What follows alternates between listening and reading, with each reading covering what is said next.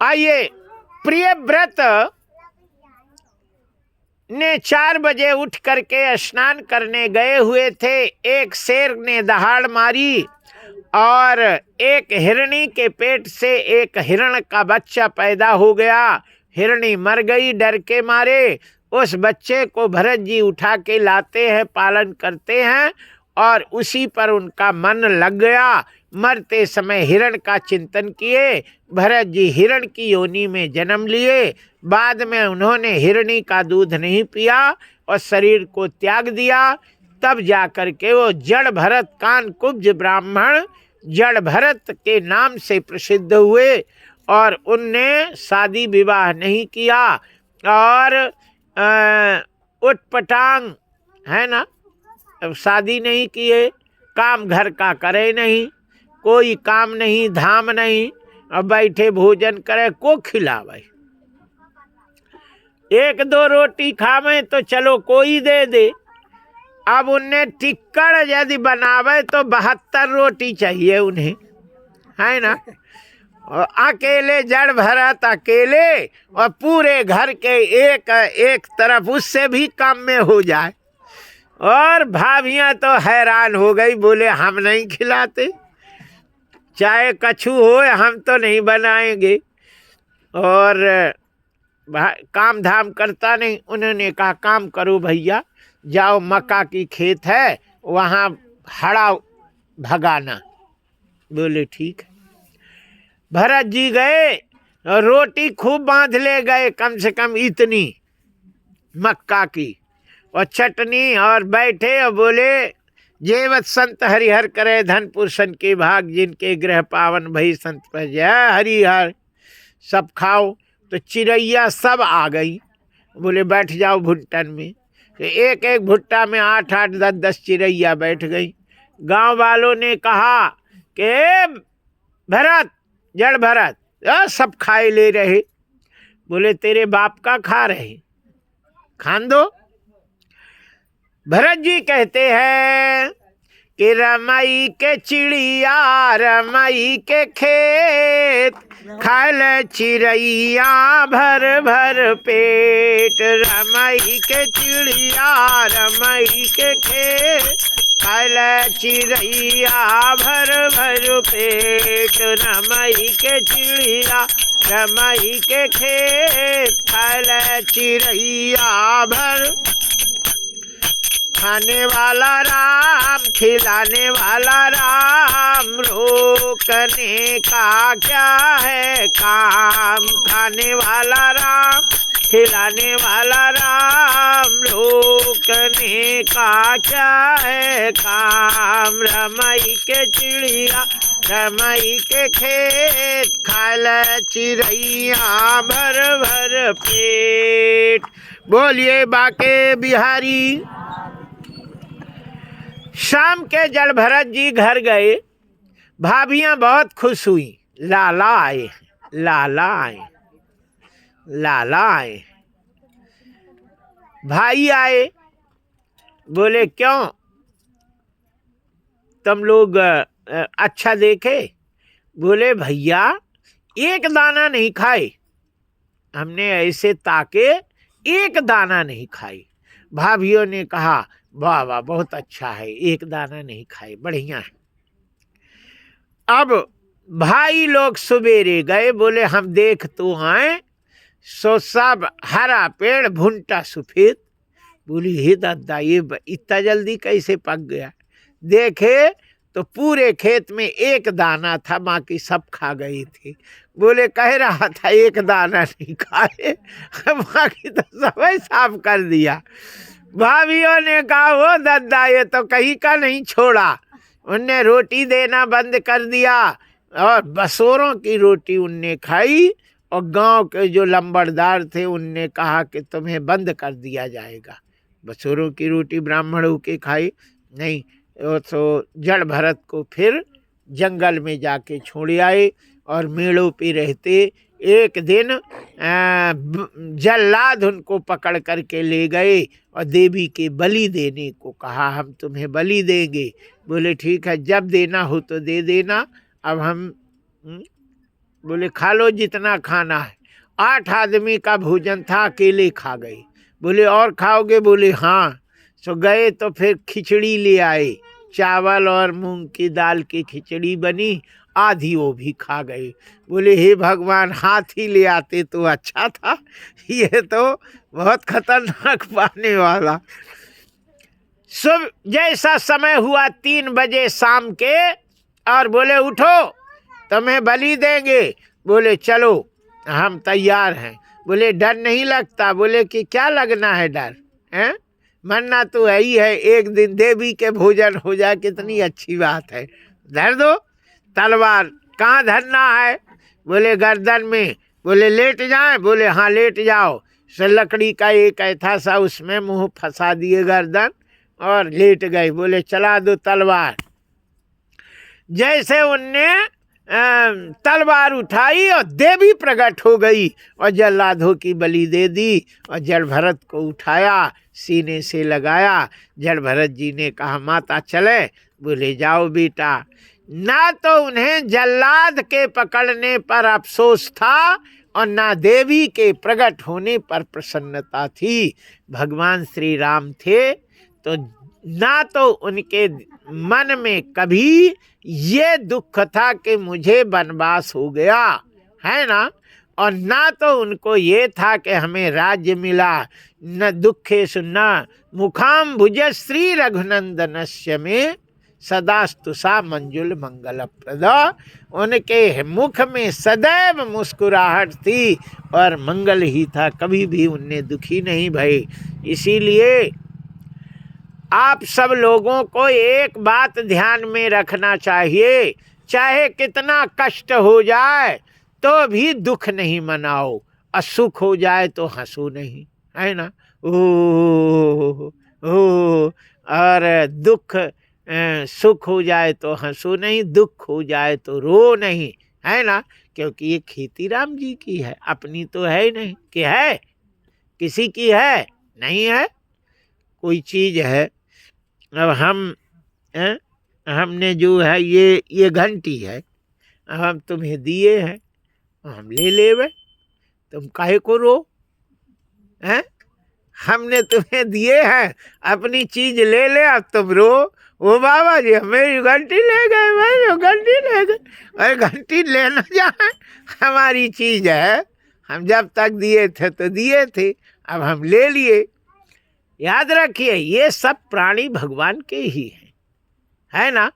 और भगवान अब जब तक दिए थे, ले लिए, अपने नहीं है। जो ये भाव करके जीता है वही सुख को प्राप्त करता है। और क्योंकि ये तो जाना ही है ना, जाना ही है। और कब जाए कब ना जाए ये निश्चय नहीं रहता है। जय जय श्री सीताराम। गीता में यही कहा गया, शीतोष्ण सुख दुखता आग पापा इनो नित्यंतान तितिक्षसु भारता। बोलिए बाके बिहारी लाल की जय। जड़ भरत को राहुगण ने पालकी ढोने के लिए ले गए और वो पालकी तो ढो रहे थे लेकिन नीचे देखकर चल रहे थे, कोई जीव नहीं मर जाए, है ना। दया सर्वभूतेषु संतुष्ट है इनके नवा। सब पर दया करना चाहिए और जो भी मिल जाए उसी में खुश रहना चाहिए। ऐसा करने वाले को परमात्मा मिलते हैं, बाकी किसी में नहीं कि तुम बैठे रहो और ये करो वो करो। भगवान नहीं है। भाई देवर को देख नहीं पा रहे, जेठन के लड़के को देख के जल रहे और भगवान मिले रहे, कैसे मिलेंगे? नहीं मिलेंगे। दया सर्वभूतेषु, सब पर दया करना चाहिए और जो भी मिल जाए उसमें संतुष्ट रहना चाहिए और अपने जैसे दूसरे को देखना चाहिए। इतने सूत्र जिसमें है उसी को भगवान मिलते हैं, नहीं तो भगवान मिल नहीं सकते। जय जय श्री सीताराम। जड़ भरत जी चल रहे हैं लेकिन जीव पर दया कर रहे हैं। एक झिंगा बैठा था, इधर मुंह किए हुए उधर मुंह किए हुए था। उन्होंने कहा आगे पैर रखेंगे पैर में ना चला जाए, इसलिए उस झिंगे के पहले ही पैर रखे और इन लोगों का पैर आगे गया। पालकी घूम गई, राजा के कंतड़ी पे लगा। राजा घबरा गया, बोले ठीक से चल। बोले ये नया कहार है, अड़क के चलता है। ठीक से चल, दुबला पतला है, हम देख रहे हैं, ठीक से चल। आगे तो मेढक बैठा था, इधर मुंह था। अब तो बोले सीता ही राम है। हमने पैर रखे और कूहे समय कूदा, पैर में आ गया, सो हमें तो बेढक के उधर जाना चाहिए। तो जड़ भरत जी ने मारे जंप और सारे कहार घिसट गए और राजा के ऊपर खोपड़ी में बुल्लक निकल आया। मार डाला रे, मार डाला। उतारो उतारे और लेके सोटा जब आए सो देखा तो ब्राह्मण। आहा, चरणों में गिर गई। हमने ब्राह्मण से सेवा कराई, मुझे माफ कर दो। जड़ भरत ने कहा राजन, तुमने कोई अपराध नहीं किया। ये तुमने कहा कि मोटा पतला, तो ये शरीर मोटा पतला होता है, आत्मा कभी न मोटी होती न पतली होती। तुमने कहा चमड़ी निकाल लेंगे, तो चमड़ी शरीर की निकाली जाती है, आत्मा की कोई चमड़ी नहीं निकाल सकता। मैं शरीर नहीं हूं, मैं आत्मा हूं। बोले ये जीव गृहस्थ में कैसे फंस जाता है, घर में कैसे फंसता। तब वो एक कथा बताते हैं कि एक व्यापारी है, व्यापार करने के लिए आया। एक जंगल मिला, जंगल में 6 डकैत रहते हैं। उन डकैतों ने सारा माल ले लिया, उसको आंख में पट्टी बांध करके जंगल में छोड़ दिया। उस जंगल में जैसे गए, बड़े बड़े डांस थे, मच्छर थे, उनको काटते। वो इधर उधर भगता, शेर दहाड़ता, डर के एक लता में घुस गया। वहाँ पे छोटे छोटे पक्षी थे, चू चू कर रहे थे लताओं में। उसने सिर रख करके और लेट गया। तभी एक हाथी आता है, उसका पैर पकड़ करके घुमा के फेंका तो एक अंधेरे कुआं में जाके गिरा। कुआं में अजगर मुंह फाड़े था और पूरा अजगर चला गया मुंह में, अजगर के मुंह में सेठ चला गया। कुछ देर के बाद उसने हुचुक हुचुक किया और जब उसने उल्टी करी तो सेठ जी उसी झुरमुट में आके गिर गई। फिर मच्छर, फिर डांस, फिर ये शेर की दहाड़, फिर ये, फिर वो। और फिर जब झुरमुट में गए तो हाथी ने फिर पैर पकड़ा, फेंका तो फिर वही कुआं में अजगर निकल गया। फिर उल्टी करा, फिर आया। यही हाल होते हुए सेठ उस जंगल से निकल नहीं पाया। एक दिन सांप ने काटा, मर गया। राहुगण ने कहा इसका मतलब हम नहीं समझे। बोले मतलब हम समझाते हैं। ये घर गृहस्थी ही घनघोर जंगल है। अरे ग्रह कारज नाना जंजाला, अते अति दुर्गम शैल विशाला। दो बड़े बड़े चोटी है और उसी चोटी में जो चढ़ जाए तो जंगल से निकल सकता है। वो चोटी कौन है? चलूं चलूं सब कोई कहे, बिरला पहुँचे कोई। और एक कनक एक कामनी, दुर्लभ घाटी दोय। है ना, मोह ममता रूपी एक घाटी है और एक नोट की घाटी है ना। इन दो ही घाटी को जो पार कर जाए तो पार कर जाता है जंगल से, बाकी कोई। बोले ये मच्छर क्या है, डांस क्या है? बोले पत्नी का लिस्ट। जीरा खत्म हो गया है, धना भी चाहिए, कपड़ा भी चला गया। तब तक बच्चा कहता है पेन चाहिए, कापी चाहिए, सूट चाहिए, जूता चाहिए, चप्पल चाहिए, फलानी छड़कानी, पूरे लिस्ट आ जाती है ना। और शेर की दहाड़ गांव के लंबड़दार है ना, बड़ों की। और वो झुरमुट क्या है? घर है। और वो चू चू जो बात करते हैं, नाती पनाती बच्चों की आवाज़ है। आलस्य ही हाथी का फेंकना है और सो जाना ही अजगर का निगल जाना है। यही हाल होता रहता है, लेकिन उस जंगल से निकल नहीं पाता। निकलता तो तभी है जब इन दोनों से मुंह हट जाए। जय जय श्री सीताराम। बोलिए बाके बिहारी लाल की जय। यहाँ 14 भुवनों का वर्णन है। 7 लोक नीचे है, 7 लोक ऊपर है। अतल वितल सुतल महातल तलातल रसातल और पाताल 7 नीचे हैं।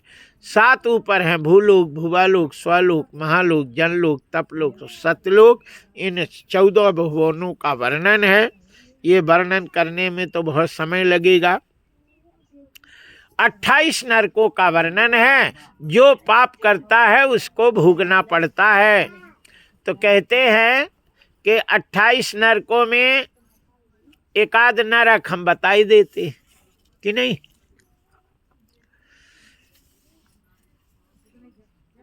नरक में नहीं जाना हो तो हम बतावें वैसे करना, नहीं सबको नरक जाना है, कोई बचेगा नहीं। जो कोई कहे कि तुम कौन हो तो कहो हम सुनीता हैं, सो नरक मिलेगा। तुम्हारे पति कहाँ हैं, को हैं, बोले ये मेरे पति हैं, तो नरक मिलेगा। लड़का कितने हैं, 2 कहे 3 कहे, सो नरक मिलेगा। नाती कितने हैं, तुमने 2 4 5 जो भी कहा, नरक मिलेगा।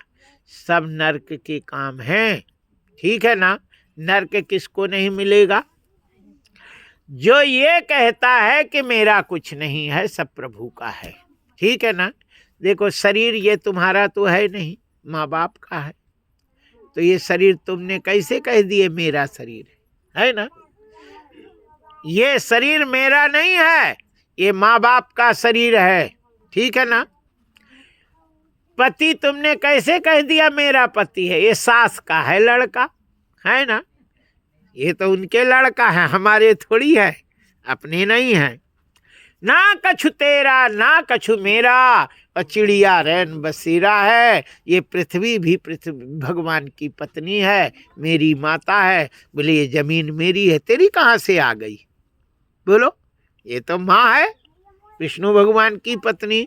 इस संसार में कोई भी अपना नहीं है, सिर्फ अपने यदि हैं। हम राम जी के राम जी हमारे हैं, हम राम जी के राम जी हमारे हैं, हम राम जी के राम जी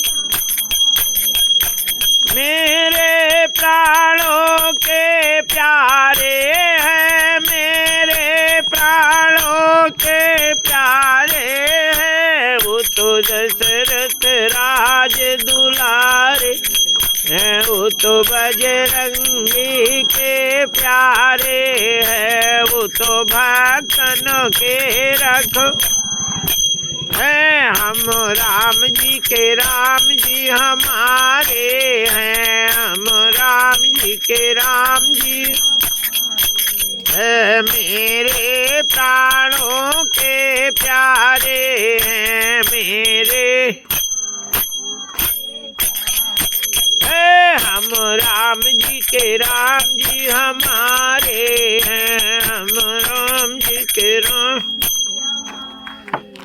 बोलिए बाके बिहारी। समय तो नहीं है, लेकिन अब भाव आया तो बता ही देते हैं।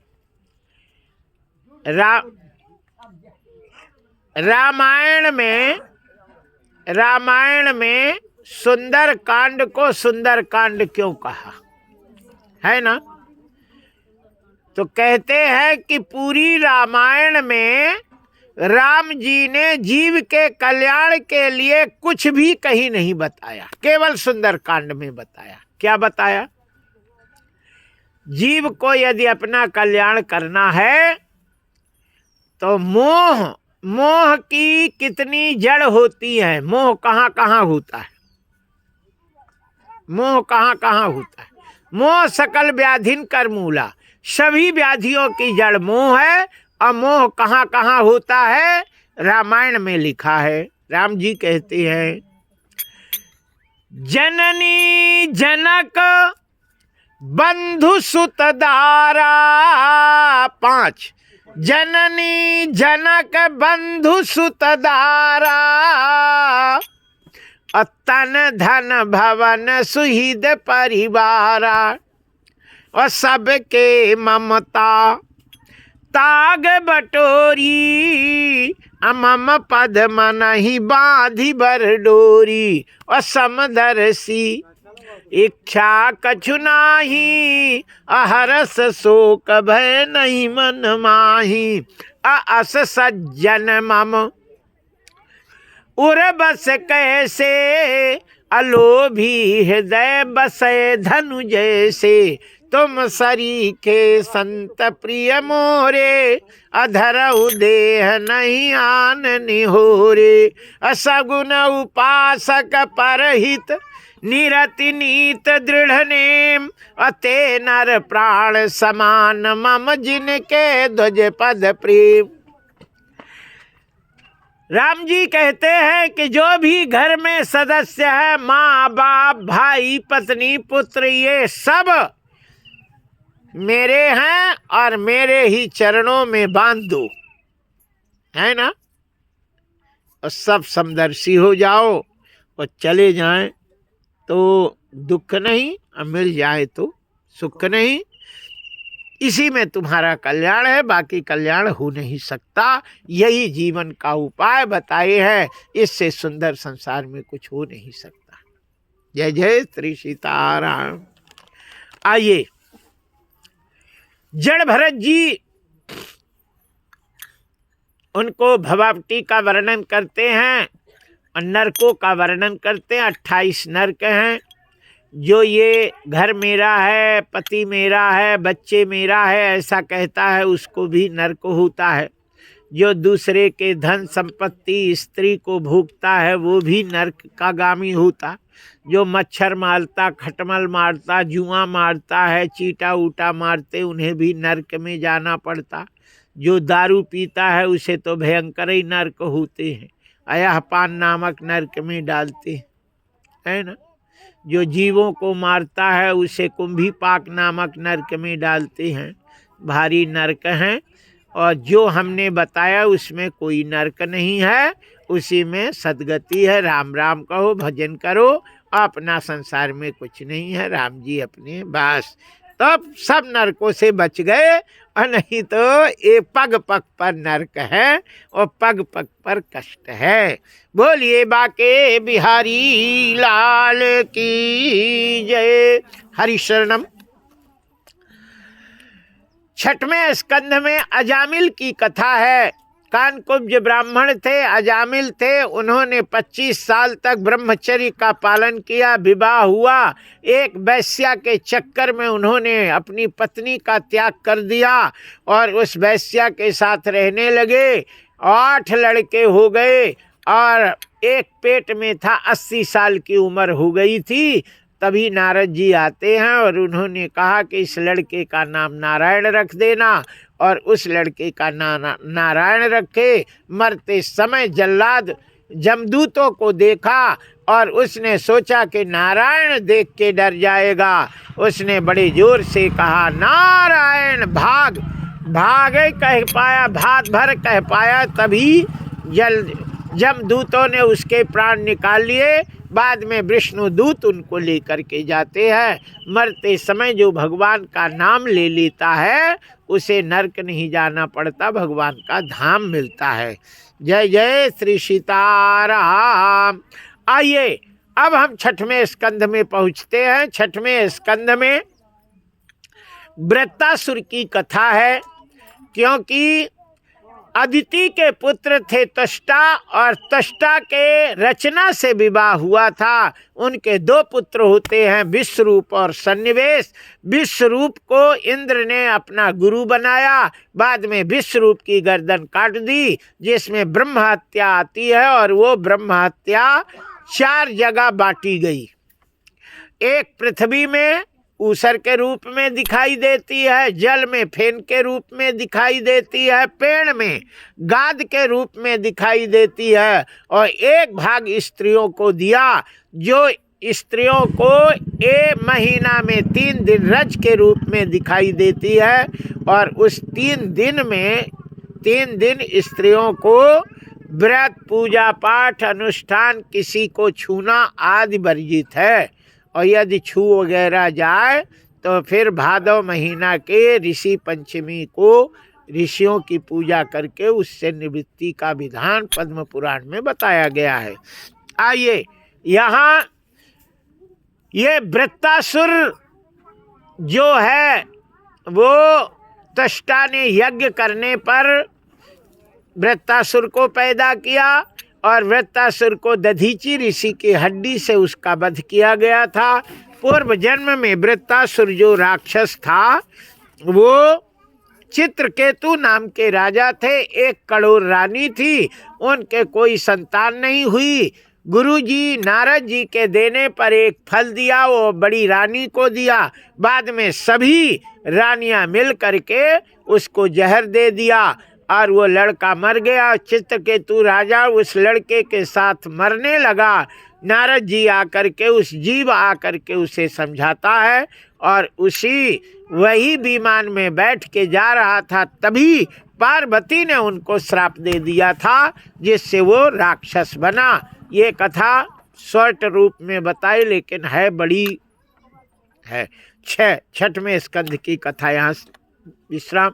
7वें में हिरण्यकश्यप के पुत्र प्रहलाद जी होते हैं, और प्रहलाद जी नारायण नारायण जपते हैं, और नारायण हिरण्यकश्यप के दुश्मन हैं, क्योंकि नारायण ने ही 12 रूप में हिरण्याक्ष का वध किए थे। भाई का वध किया, इसलिए वो दुश्मनी मानता था, नारायण कहने नहीं देता था।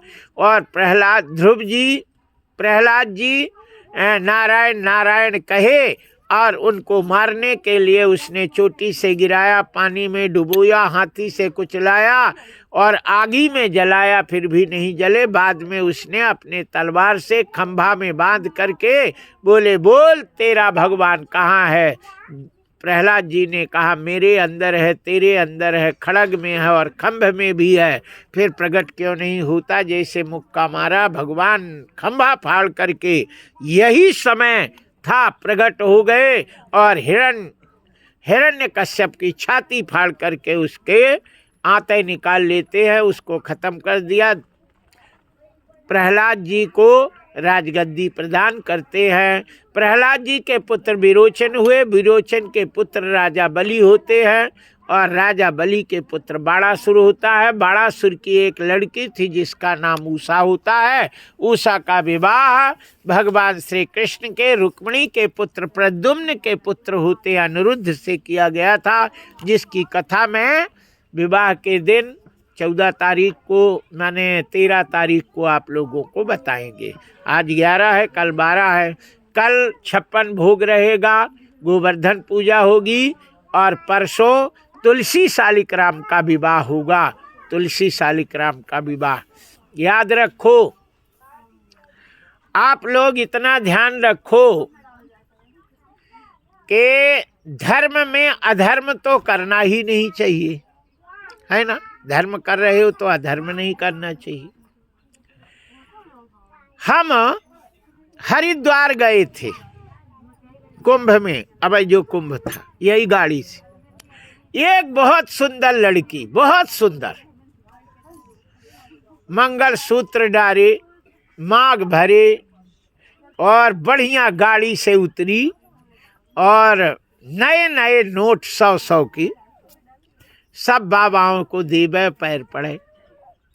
हम खड़े थे धूप में, ठंड थी, ठंड तो नहीं थी उस समय, जेठ लगा था, लेकिन धूप में खड़े थे। सुबह बात कर रहे थे और वो बाप पीछे से आया और पैर पकड़ के रोने लगा हमसे।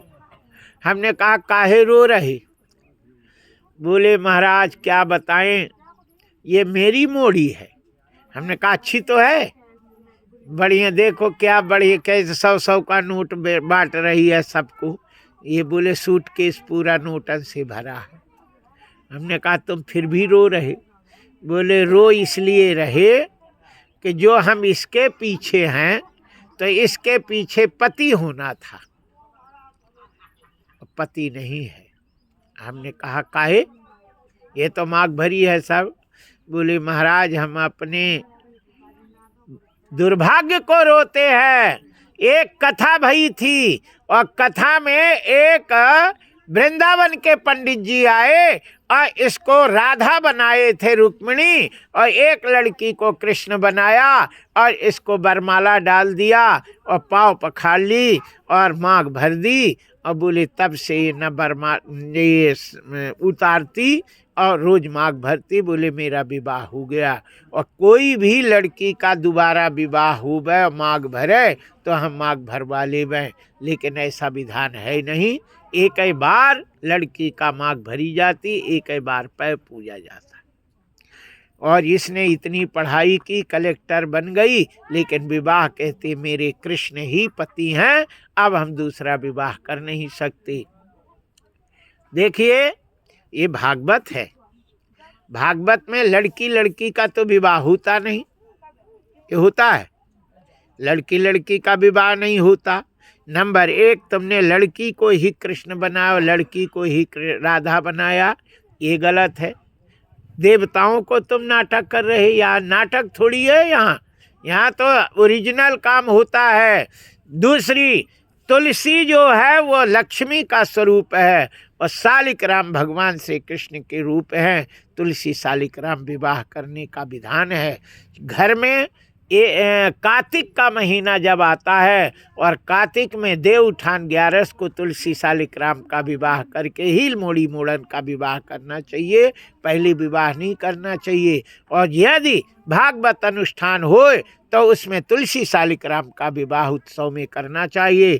कृष्ण जन्म होए तो लड्डू गोपाल को ही झुलाना चाहिए, उनको कृष्ण को कृष्ण बनाओ। यार मोड़ी मोड़न को ले आते और कृष्ण धरे रहते और उनको झुलाते। यार तुम लोग क्या काम कर रहे? भगवान का अपमान कर रहे। सावन तीज होता है तो मोड़ी मोड़ा झुलाए जाते कि ठाकुर जी झुलाए जाते? बोलो, ठाकुर जी झुलाए जाते हैं, शालिक राम झुलाए जाते हैं। भगवान का उत्सव मनाना चाहिए, किसी का उत्सव नहीं मनाना चाहिए उसमें घुस के। भगवान का अपमान होता है। भगवान नहीं हूँ मैं, ठीक है ना, तो कहो। अब कितने बढ़िया सुंदर लड्डू गोपाल बैठे, शालिक राम बैठे और तुम उत्सव मना रहे तो ने मोड़ी मोड़न की। उनका जन्मदिन हो तो खूब मनाओ उनके जन्मदिन में, और कन्हैया के जन्मदिन में दूसरे का जन्मदिन क्यों मनाओ? जिसका हो उसका मनाओ, ठीक है ना। भगवान का उत्सव होगा, भगवान को मनाना चाहिए। जय जय श्री सीताराम। इसलिए कभी भी मोड़ी मोड़न को कृष्ण बना, वो राधा और कृष्ण बना के विवाह नहीं करना चाहिए। और करना हुए तो कोई लड़का ढूंढ लो और लड़के उससे पूरा ही कर दो, कह दो हो गया, विवाह में हो गया। वो तो बात समझ में आती है, लेकिन ये समझ में नहीं आती कि लड़की को कृष्ण और लड़का को जो है लड़की को ही राधा बना के तुमने सब देवताओं को बेवकूफ़ बना रहे, धर्म को भी नरक में डाल रहे, अधर्म कर रहे। ये सब शास्त्र में इसकी अनुमति नहीं। हाँ, राम लीला हो, कृष्ण लीला हो, वो तो लीला है, ठीक है। ये कौन लीला है ना? ये तो ओरिजिनल कथाएं चल रही है। उत्सव मनाना है तो जो मनाना चाहिए वो तो कल नहीं परसों तुलसी और शालिक राम का विवाह यहाँ मनाया जाएगा।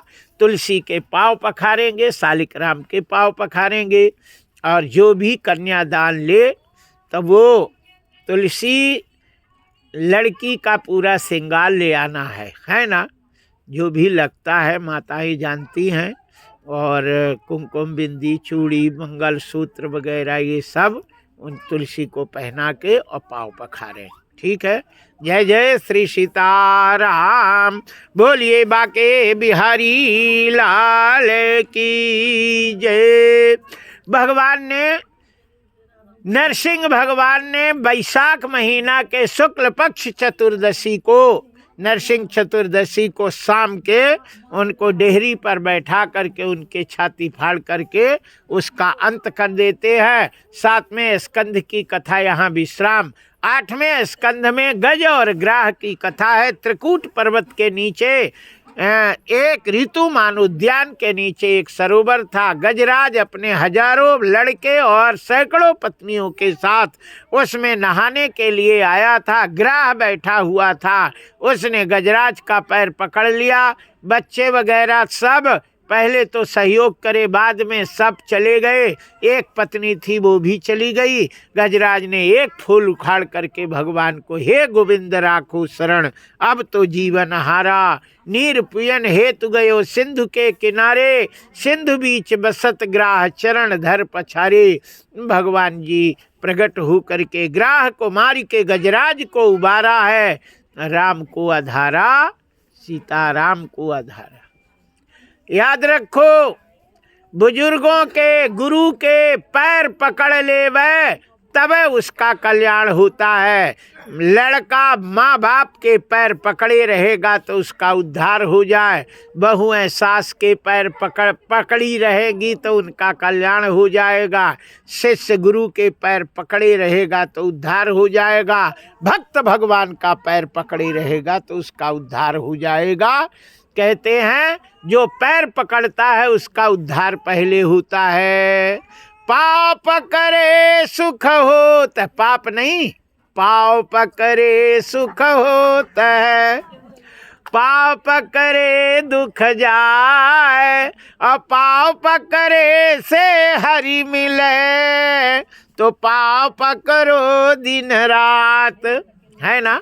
पाव पकड़ने ग्राह ने गजराज का, भक्त का पैर पकड़ लिया और भगवान ने ग्राह को पहले मुक्त किया, गजराज को बाद में किया। जय जय श्री सीताराम। आइए, देवता लोगों को जीने के लिए एक अमृत ही सहारा था और असुरों के लिए तो संजीवनी विद्या थी। उस समय समुद्र मंथन होता है, 14 रत्न निकलते हैं। उन 14 रत्नों में सबसे पहले जहर निकला जो भोलेनाथ ने उसको धारण कर लेते हैं।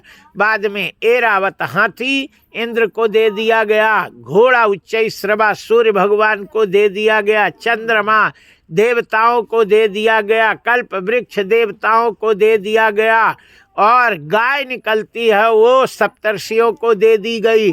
ऐसे करके 14 रत्न निकलते गए, 13 और रत्न निकले, सब लेते गए। असुरों ने कहा मुझे तो कुछ नहीं मिला, हम इस बार लेंगे, तो शराप निकला तो असुरों को दे दिया। लक्ष्मी जी निकली तो जो लक्ष्मी जी चाहेंगी उन्हीं के पास जाएगी। याद रखो, लक्ष्मी किन के पास रहती है और कहाँ नहीं रहती, इसका ध्यान रखना है। लक्ष्मी कहाँ नहीं रहती हैं, ध्यान दे के सुनूंगी। कुचैलिनम दंतमलोपधारिणम बहुवासनम निष्ठुरवाक्य भाषणम सूर्योदयस्ते दीपापि शयनम विमुच्यते श्रीरपि चक्रपाणि। हाथ में निमक देना और हाथ में निमक लेने वाले को लक्ष्मी त्याग देती हैं। गुटखा खाने वाले, तमाकू खाने वाले को लक्ष्मी जी त्याग देती हैं। हमारे तिवारी जी ने छोड़ दी, आप कबो न पाएंगी। जय जय श्री सीताराम। बोलिए बाके बिहारी, बोलिए बाके बिहारी लाल की जय। कुचैलिनम दंतमलोपधारिणम, दांत में मैल लगी हो, पैर में मैल लगी हो, कपड़ा गंदे हो, लक्ष्मी त्याग देती हैं। इसलिए एक बार का पहना कपड़ा दोबारा नहीं पहनना चाहिए। अब ऐसे तो पहन लो, हम तो पहनते हैं, लेकिन पहन के यदि भोजन कर ले और सो जावे तो उसको फिर धो के ही पहनना चाहिए। पूजा का कपड़ा है, पहन लिया पूजा में, उतार के धर दिया तो वो पहन सकते। अब हम कथाई में पहनते, क्यों? कथा से उठे उतार के धर दिया, है ना। भोजन का कपड़ा अलग रहता है मेरा, और दिशा मैदान का कपड़ा अलग रहता, उसको खींच देते हैं। तो वो तो चलता है, हम तो बाबा जी हैं तो चलता है। जय जय श्री सीताराम। लेकिन आप लोग है ना, जो सोने में कपड़ा पहने हो उसे दोबारा तभी पहनना चाहिए जब उसको खींच लो, ठीक है ना। ये नहीं तो लक्ष्मी जी चली जाती हैं। कुचैलिनम दंत मलोपधारणम, दांत में मैल लगी हो लक्ष्मी छोड़ देती हैं। दंत मलोपधारणम बहुभाषिणम निष्ठुर वाक्य भाषणम, कठोर किसी को बोले तो लक्ष्मी त्याग देती है। इसलिए ऐसा नहीं बोलो कि उसको बुरा लगे, है ना। हाँ, चाहे सत्य हो लेकिन कठोर नहीं बोलना चाहिए। कुचैलिनम दंतमलोपधारिणम बहुभाषणम निष्ठुर वाक्य भाषणम, सूर्योदयस्तेपि दिवापि शयनम।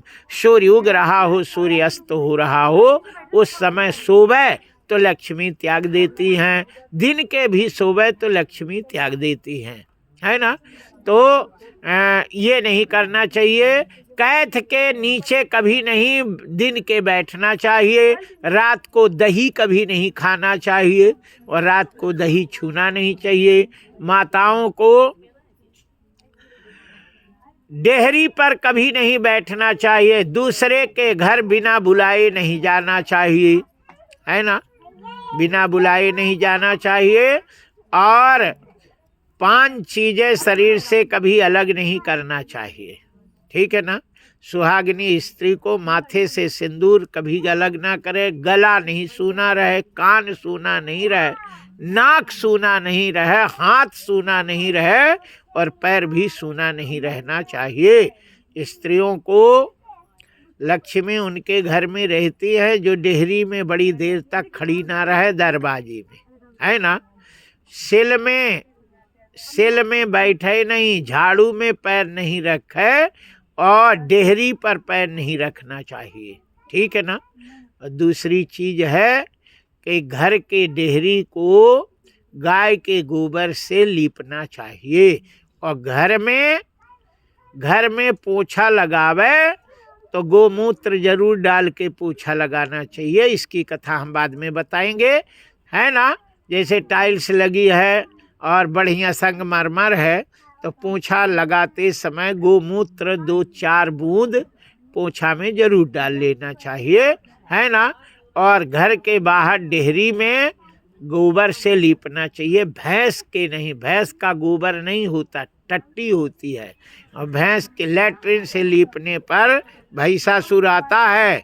गोबर के लीपने से ही देवता घर में प्रवेश करते हैं। ये कथा मैं कल आपको सवेरे ही बताऊंगा, ठीक है ना। पूतना वध में इसकी कथा विस्तृत है, अभी हम थोड़ी बता रहे। कपास की दातून नहीं करना चाहिए। दीपक की छाया लक्ष्मी को हरण कर लेती, बकरी की धूल लक्ष्मी को हरण कर लेती है, और सूपा की हवा लग जाए तो लक्ष्मी जी चली जाती हैं। इन सभी को, और झाड़ू की धूल लग जाए तो लक्ष्मी जी चली जाती हैं। इन बात को ध्यान रखना चाहिए। इसलिए सवेरे उठ करके बिना नहाए झाड़ू लगाना चाहिए घर में, और नहाने के बाद, झाड़ू लगाने के बाद आध घंटा तक नहा लेना चाहिए। ये नहीं कि सवेरे तुमने झाड़ू लगाए नहा रहे हैं 10 बजे, तो लक्ष्मी तो भोपाल पहुंच जाएगी जब तक, है ना। और कम से कम तुम आधा घंटा तक नहा लो तो गेट तक पहुंचेगी, फिर आ जाएगी कि नहा ले, अब आई जाती। जय जय। तो इसलिए झाड़ू की धूल भी लक्ष्मी को हरण कर देती है। जय जय श्री सीताराम। गाय के चरणों की धूल लक्ष्मी को लाती है। गाय के गोबर में लक्ष्मी का वास होता है। गाय में 33 करोड़ देवता निवास करते हैं। इसलिए गौ माता को बिना नहाए नहीं छूना चाहिए, और बिना नहाए गोबर को भी नहीं उठाना चाहिए, और नहा धो के ही गाय के गोबर से लीपना चाहिए। ये नहीं कि बिना, और गाय के गोबर से लिपा हो तो उसको प्रणाम करके ही उसमें पैर रखना चाहिए, है ना। हमारी माताएं क्या करती हैं कि मोड़ी लीप दे तो पैर पड़ेंगी ऐसे, मोड़िया लिखे, अरे मोड़ी मेरी बोले और कोई लीप है जय जय श्री राम। लक्ष्मी रहती हैं उसमें पैर पड़ के ही उसमें जाना चाहिए। जय जय श्री सीताराम।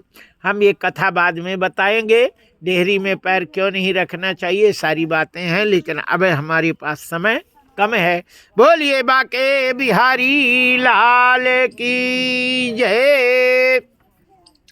लक्ष्मी जी ने भगवान विष्णु को ही वर्ण करती हैं क्योंकि सारे लक्षण उनमें पाए गए। और यहाँ राजा बलि ने वो अमृत का कलश ले लिया और उस समय भगवान के शरण में देवता पहुंच गए। अमृत तो मिला नहीं, सब मिल गया का मतलब हुआ भगवान मोहिनी रूप में प्रकट हो करके और उनके असुरों के पास गए। असुरों ने अमृत का कलश दे दिया और भगवान ने देवताओं को अमृत का कलश में से परोसने लगे। असुरों को आँख ऐसी दबा दी। अरे बोले गाढ़ा गाढ़ा पिलाएंगे तुम्हें, तो ऐसा ही दे रहे। और जैसे आँख दबाई सो असुर लट्टू हो गए। अरे मुझे आज चाहती है, मुझे चाहती है। और तो भगवान थे, कौन स्त्री थे, और तो रूप धारण किए हुए थे। राहु ने चुपके से भेष बदल के और चंद्रमा के बीच, सूर्य चंद्रमा के बीच में बैठ गया, अमृत पाया। ये दो ही ने कह दिया ये तो असुर है। भगवान ने कलश तो इंद्र के हाथ में दिया, उसकी गर्दन काट दी। अमृत पी लिया था, इसलिए राहु केतु के रूप में वो रहा। और इस प्रकार यहाँ आप लोगों को 8वें स्कंध में सत्यव्रत नाम के राजा को भगवान ने मत्स्य रूप में दर्शन दिया। 7वें दिन प्रलय होगा, इसमें तुम सब चीजें रख लो। और इस प्रकार 8वें स्कंध की कथा यहाँ विश्राम। 9वें स्कंध की कथा में सूर्य वंश की कथा हम आप लोगों को बताते हैं। ब्रह्मा के पुत्र मरीचि, मरीचि के पुत्र कश्यप, कश्यप के पुत्र होते हैं विवस्वान सूर्य, विवस्वान सूर्य की पत्नी संज्ञा, संज्ञा से श्रद्धदेव नाम के लड़का उत्पन्न हुए। और वही उन्हीं पत्नी ही छाया के रूप में हो जाती, क्योंकि सूर्य भगवान की गर्मी वो बर्दाश्त नहीं करी, तो छाया बन गई थी। छाया से भी एक लड़का हुआ जिसका नाम शनिदेव रखा गया। एक बार सूर्य भगवान की पत्नी दुख करके घोड़ी का रूप धारण कर लेती है। सूर्य भगवान ने देख करके घोड़ा बन जाते हैं, उससे अश्विनी कुमार की उत्पत्ति हुई। श्रद्धदेव के कोई संतान नहीं हुई, यज्ञ से इला नाम की लड़की भई थी, उसी से सुरधुम नाम के लड़का हुए। और उनकी कोई संतान ठीक नहीं हुई, तब इक्ष्वाकु नाम के लड़का होते हैं और सरियाती नाम के लड़का होते हैं, नभग होते हैं, करुषंत होते हैं, नरिष्यंत होते हैं। इन सब की कथा है, लेकिन हम राम के वंश की कथा बताते हैं। इक्ष्वाकु के पुत्र होते हैं भिकुक्षी, भिकुक्षी के कई पुस्तों के बाद एक युवनाश नाम के राजा होते हैं, जो लड़का पैदा करने में समर्थ नहीं थे। रानी तो थी लेकिन लड़का नहीं पैदा कर सकती थी। वशिष्ठ ने कहा यज्ञ करेंगे और यज्ञ से वो प्रसाद रानी को देंगे, उससे रानी गर्भवती होगी। लेकिन यज्ञ की रक्षा तुम्हें करना है। राजा ने कहा ठीक है। यज्ञ की रक्षा कर रहे थे, रात को वो रक्षा में बैठे थे, घड़ा नीचे रखा था, थोड़ा नींद आई और तलवार गिर गई और घड़ा फूट गया। अब प्यास लगी गर्मी में, पानी कहाँ से पिए, पानी था ही नहीं। यज्ञशाला में घुस गए, वहाँ सब में नारियल रखा था और वो बोले तो देवताओं का। एक घड़ा में लाल कपड़ा से बंद था और घड़ा ठंडा था, वही पी गई। सवेरा हुआ, पंडित जी ने कहा ये घड़ा कहाँ गया पानी? बोले काहे? बोले मैं पी गया। अरे राजन, ये पानी रानी को पिलाते, रानी गर्भवती होती, अब तुम पी गए, अब तुम गर्भवता होगी। कथा सुन लो। पुरुष के लड़का नहीं होता लेकिन हो गया, पेट बढ़ना शुरू हो गया। राजा के पेट बढ़ना शुरू हो गया।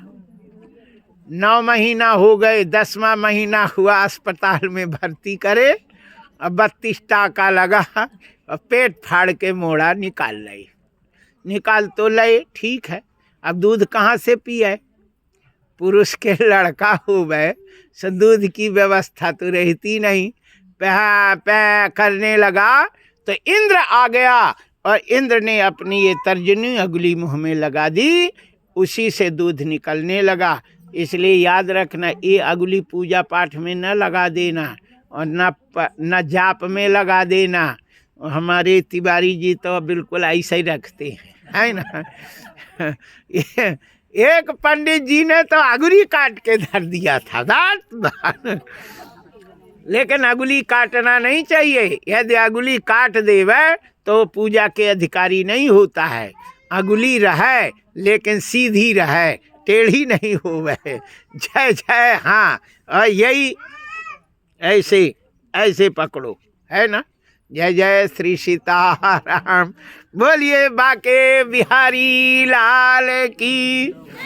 इंद्र ने यह अगुली मुंह में लगाया, इसलिए उस लड़के का नाम मानधाता पड़ा। इंद्र माँ धाता नाम था। जिस लड़के का धाता की माँ हो उसे मानधाता कहते हैं। उसके 2 लड़के होते हैं, पुरकुत्स और मुचकुंद। मुचकुंद इंद्र की सहायता के लिए लड़ने गए थे।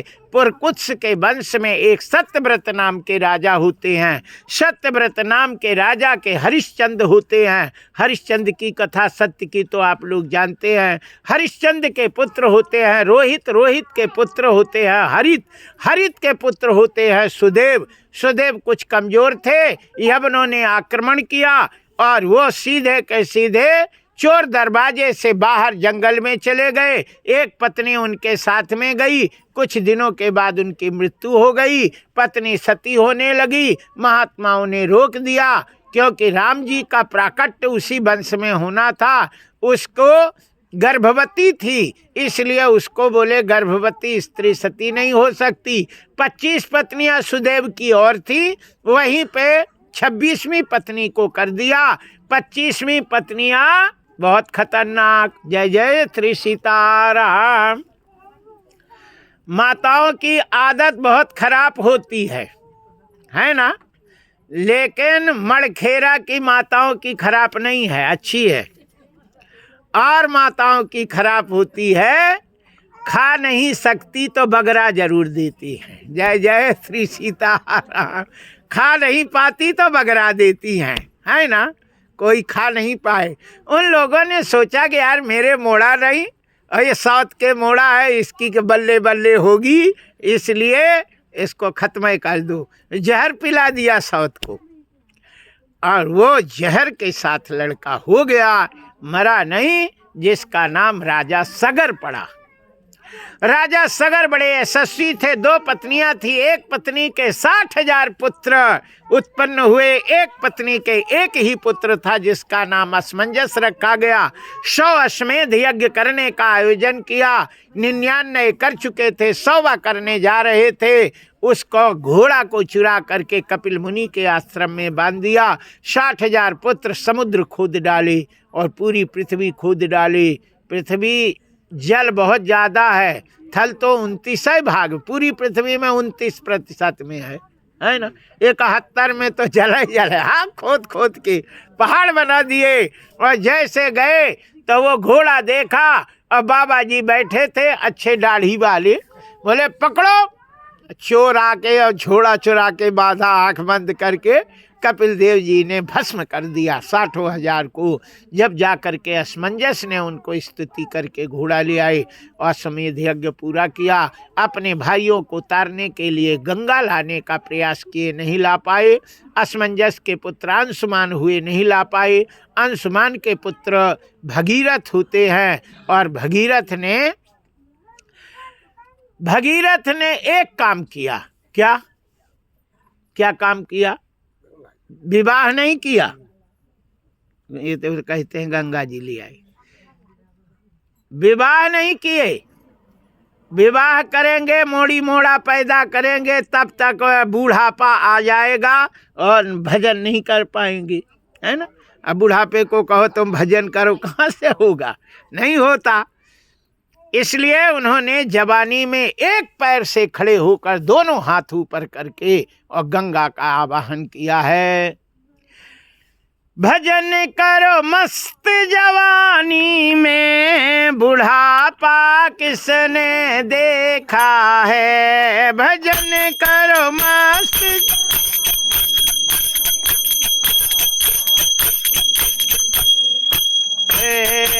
एक दिन बूढ़े हो जाओगे, एक दिन बूढ़े के कान से सुन नहीं पाओगे, कान से सुन नहीं ये कथा सुनो मस्त जवानी में, बुढ़ापा किसने देखा है। भजन करो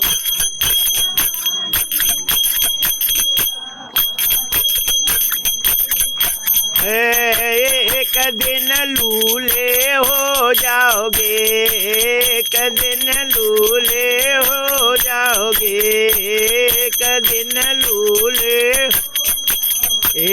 हाथ से कर नहीं पाओगे, हाथ से कर नहीं। दान करो मस्त जवानी में, बुढ़ापा किसने देखा है। दान करो मस्त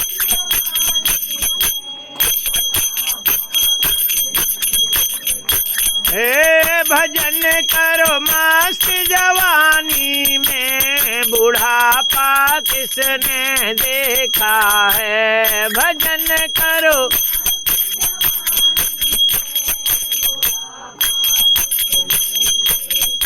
एक दिन लगड़े हो जाओगे, एक दिन लगड़े हो, पैर से चल नहीं पाओगे, पैर से चल नहीं।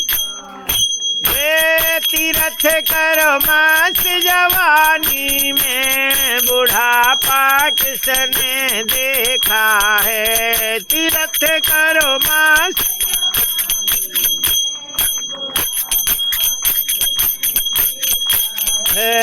भजन करो मस्त जवानी में, बुढ़ापा किसने।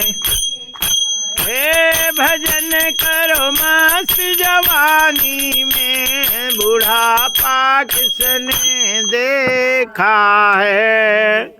याद रखो, एक बात हम तुमसे पूछते हैं सभी से,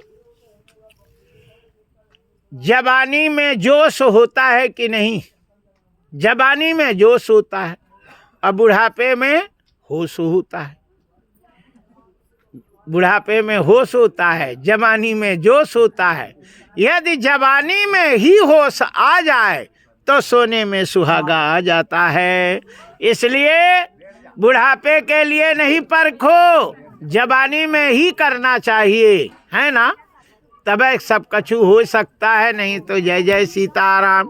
उन्होंने विवाह नहीं किया, जवानी में एक पैर से खड़े हो करके और दोनों हाथ ऊपर करके भजन करते हैं। गंगा जी प्रकट हो गई, शंकर जी का भजन किए, जटा में आई, जटा से 3 बूंद, 1 बूंद आकाश, 1 पाताल, 1 पृथ्वी में, 30 बूंद की धार धसी, मही को पुण्याय, प्रयाग में वासई कीना, प्रयागराज में विश्राम। गंगा जी इलाहाबाद में एक रात रुकी थी, है ना। इसलिए प्रयागराज में स्नान करने का और एक दिन रुकने का बड़ा फल मिलता है। और कुंभ मेला में तो माघ के महीना में तो 1 महीना रुकना चाहिए। कार्तिक की पोथी में आता है कि शंखासुर ने वेद शास्त्रों को चुरा रहा था, तो वो सब जल में चले गए थे। और माघ के महीना में सारे वेद वहाँ पे इकट्ठा किए गए थे। इसलिए माघ के महीना में, और इस साल तो अमृत ही गिरेगा, कुंभ है, तो आनंद ही आनंद है। जय जय श्री सीताराम। आइए, इलाहाबाद प्रयागराज, अब तो इलाहाबाद नाम नहीं है, प्रयागराज पहले था, प्रयागराज है। ये तो मुसलमानों ने इलाहा वाले कर दिए थे। प्रयागराज में विश्राम आए, प्रयाग में बासई कीना, प्रयागराज में विश्राम किया आगे चल करके। और जब पटना पहुँचे, पटना के पास एक बाबा जी रहते थे, उनका नाम था जाह्नवी, और वो आसन लगाए भजन कर रहे थे। गंगा जी आई तो उनके आसन उसन का कमंडल उमंडल सब डूब गया, उन्होंने पी गए थे। और बाद में कान से गंगा को निकाला, दाहिने कान से गंगा निकाले, इसलिए दाहिने कान में गंगा जी निकली, इसलिए जनेऊ को दाहिने कान में ही फंसाने पर जनेऊ शुद्ध रहती है। अब कछु तो गले में डाल लेते, बोले महाराज अब जनेऊ शुद्ध है, गलत है। कान में यदि नहीं फंसती तो जनेऊ शुद्ध नहीं होती, अपवित्र होती। कान में फंसा ले, लघु शंका जाए, दीर्घ शंका जाए, शंकाएं हो में सो कान में फंसा लूँ। जय जय श्री सीताराम। आइए यहाँ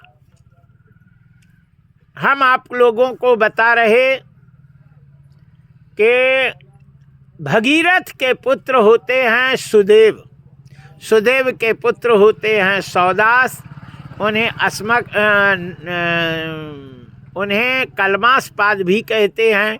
उनके पुत्र हुए अस्मक, अस्मक के पुत्र हुए मूलक, मूलक के पुत्र होते हैं नारी कवच, नारी कवच के पुत्र होते हैं खटवांग, खटवांग के पुत्र होते हैं दीर्घबाहु, दीर्घबाहु के पुत्र होते हैं रघु, और रघु के पुत्र होते हैं अज, अज के पुत्र होते हैं राजा दशरथ। दशरथ के भी कोई संतान नहीं हुई, 3 रानियां थीं। वैसे तो दशरथ के 700 रानी थी। कितनी थी? 700, लेकिन 3 मुख्य थी। 3 में बड़ी रानी है ना कौशल्या, लेकिन बड़ी रानी है सुमित्रा, है ना। अब लेकिन परंतु समझाने में होगा। बोलिए बाके बिहारी लाल की जय। कोई के संतान नहीं हुई, तब सिंगी ऋषि को बुला करके यज्ञ करते हैं, और यज्ञ करने पर अग्निदेव प्रकट हुए और उससे चरु उत्पन्न हुआ, और उसको आधा तो कौशल्या को दे दिया, आधे में आधा सुमित्रा को और आधा कैकेयी को। चूंकि सुमित्रा बड़ी रानी है और बड़ी रानी को ही चौकोक पूरना पड़ता है, चौके 4 सुमित्रा पूरी, चौके 4 कैकेयी पूरी तो नहीं लिखा है कहीं, सुमित्रे है। सुमित्रा बड़ी है, पूजा पाठ बड़ी ही करती है, क्यों? ये भी काम बड़ी करती, तो बड़ी थी और वो चौकोक पूरे ये करें, और खीर रख दी, खीर गायब हो गई। वो खीर गायब हो गई तो रोने लगी, अरे हमें तो कैकेयी ने कहा नहीं रो, हम दे रहे। तो कौशल्या ने अपने में से और कैकेयी ने अपने में से थोड़ा थोड़ा दिया, इसलिए सुमित्रा के 2 लड़के हुए और कैकेयी के 1 और कौशल्या के 1 ही होते हैं। चैत्र महीना के शुक्ल पक्ष नवमी को ठीक 12 बजे भगवान श्री राम का प्राकट्य हुआ। भय प्रगट कृपाला दीन दयाला कौशल्या हितकारी हर्षित महतारी रूप मुनि मनहारी अद्भुत रूप विचार के लोचन अभिरामा तन घन श्यामा निज आयुध भुज चार भूषण बन माला नयन विशाला शोभा सिंधु कर रेख दुए कर जोरी स्तुति तोरी के विधि करऊ अनंता माया गुण जानातीत अमन वेद पुराण भनंता करुणा सुख सागर सब गुण जे गावहि सुते संतासो मम हितकारी जन अनुरागी भयउ प्रगट श्रीकंता ब्रह्मांड निकाया निर्मित माया रोम रोम प्रतिवेद कहे मम उर सुबासी उपहासी सुनत धीर मत फिर न रहे उपजा जब ज्ञाना प्रभु मुस्क्या चरित बहुत विधि के न चाहे कही कथा सुनाई मातु बुझाई जे प्रकार सुत प्रेम माता पुनि बोली सोमति डोली तजहु तात अहरू ताकि जय शिशुलीला अति प्रिय शीलाय सुख परम अनु सुनि बचन सुजाना रोदन ठाना है बालक सुर भूपाय चरित जिगावहि हरि पद पाव हे न परहि भवकूपा वे प्रधेनु सुर संत हित लीन मनुज अवतार निज इच्छा निर्मित तनु माया गुण गोपार सियावर रामचंद्र जुकी जय अयोध्या राम लला जुकी जय पवन सुत हनुमान जुकी जय बोलो भाई सब संतन की जय बोल हनुमान हरि की जय।